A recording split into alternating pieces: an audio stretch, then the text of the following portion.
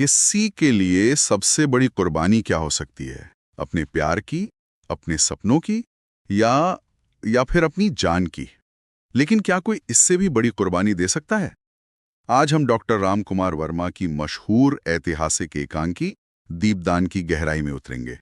ये कहानी एक ऐसी कुर्बानी की है जिसकी मिसाल इतिहास में बहुत कम मिलती है। बिल्कुल। और आज की चर्चा का मकसद सिर्फ कहानी सुनाना नहीं है। नहीं, बिल्कुल नहीं। हम उस दौर के चित्तौड़ के हालात को समझना चाहते हैं।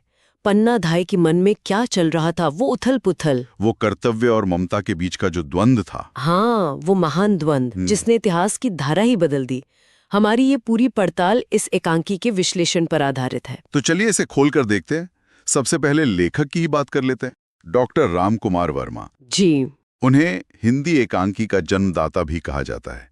1963 में पद्म भूषण भी मिला था। और यहाँ एक दिलचस्प बात है, वर्मा जी वो मूल रूप से एक कवि थे। अच्छा। हाँ, इसीलिए उनकी भाषा में काव्यात्मकता है, एक लय है, भावनाओं की बहुत गहरी समझ दिखती है। मतलब वो किरदारों के मनोविज्ञान में उतर जाते थे। बिल्कुल।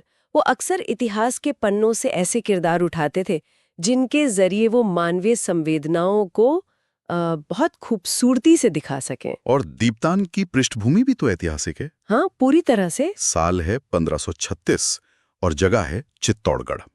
महाराणा सांगा का निधन हो चुका है और उनके सबसे छोटे बेटे सिर्फ 14 साल के कुंवर उदय सिंह सिंहासन के असली उत्तराधिकारी हैं। और यहीं से सारी साजिश की शुरुआत होती है। बनवीर। हाँ, बनवीर, महाराणा सांगा के भाई पृथ्वीराज का दासी पुत्र। वो किसी भी कीमत पर चित्तौड़ का सिंहासन चाहता था। और उसके रास्ते में सिर्फ एक ही कांटा था, कुंवर उदय सिंह। तो उसका रास्ता साफ था, उत्तराधिकारी को रास्ते से हटाना। तो कहानी के केंद्र में कुछ अहम किरदार हैं।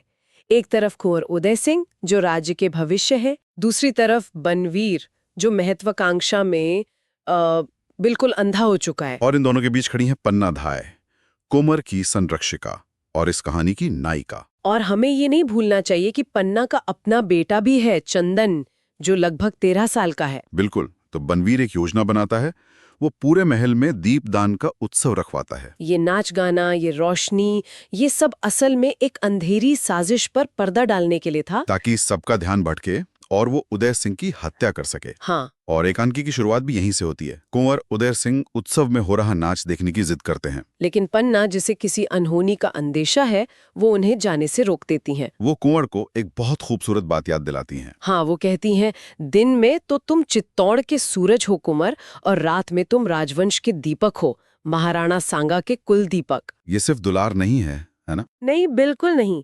ये दुलार से कहीं ज्यादा है।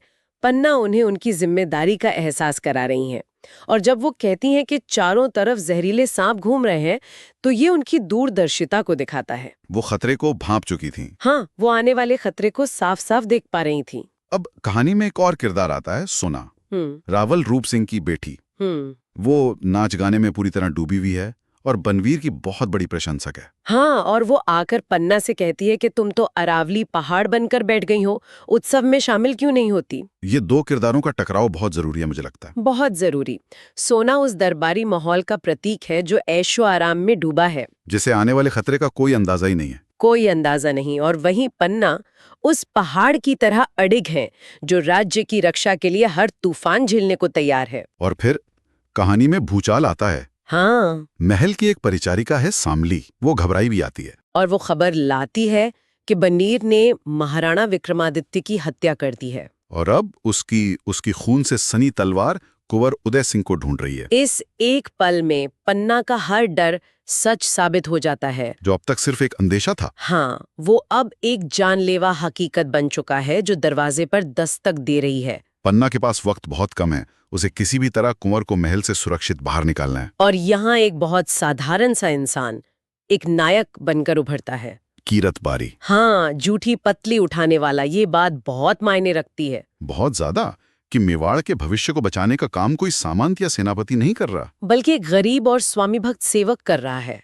बिल्कुल। उसकी वो जूठी पत्तलों की टोकरी वो उस रात मेवाड़ के सिंहासन के लिए एक रक्षा कवच बन जाती है। पन्ना कीरत की मदद से कुंवर उदय सिंह को उस टोकरी में छिपाकर महल से बाहर भिजवा देती है। मिशन का एक हिस्सा पूरा हो गया। लेकिन इसके बाद सामली एक ऐसा सवाल पूछती है जो पन्ना के दिल में उतर जाता है।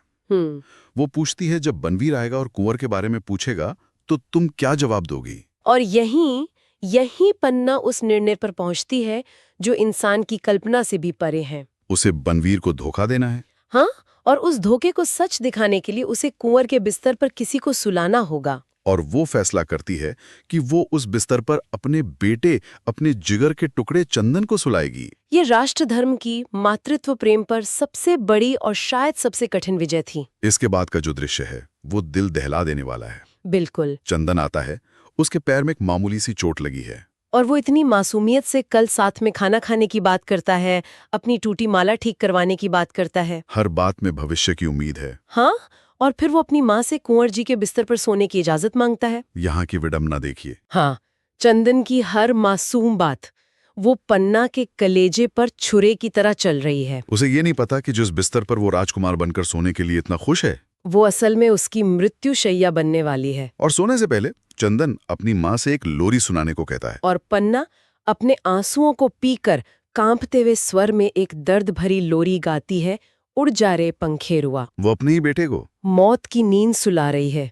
ये इस एकांकी का चरमोत्कर्ष है। एक लोरी जो माँ की ममता का प्रतीक है, यहाँ अपने बेटे को हमेशा के लिए सुलाने का माध्यम बनती है।